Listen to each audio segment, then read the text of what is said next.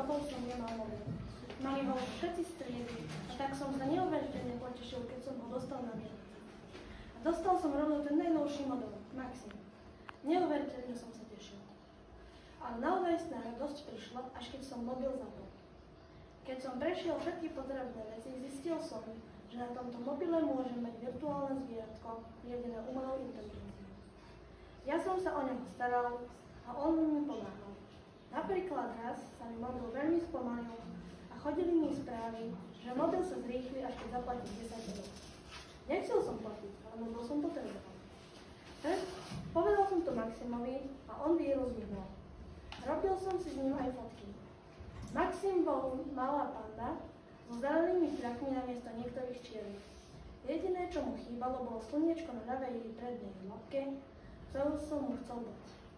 V lete sme išli na dovolenku do Paríža. S Maximom som sa veľa fotil a on mi ukazoval Paríž ako ozajstný sprievodca. Posledný deň sme mali ísť na Eiffelovú väžu. Vyšli sme úplne na vrch. Chcel som sa odfotiť s Maximom, ale náhodou mi mobil vypadol z ruky. Našťastie ho na druhom poschodí zachytili. Prišiel som si ho zobrať celý spotený. Prišiel som na okraj balkóna, ale mal som aj spotené aj ruky a mobil sa mi vyšmykol z hora. Tentoraz sme nemali také šťastie. Mobil sa rozbil definitívne. Mal som smolu a bol som veľmi smutný. Ostala iba pamäťová karta. Netrpezlivo som čakal na svoje meniny. Keď konečne prišli, ruky sa mi triasli. Rozbalil som prvý dáček. Kniha? Môže byť. V druhom balíčku bola čokoláda. Bol som sklamaný, pretože ani vo zvyšných balíčkoch som nenašiel vysnívaný Maxim. Raz som sa v decembri viezol po meste, uvidel som plagát. Maxim vychádza 23.12.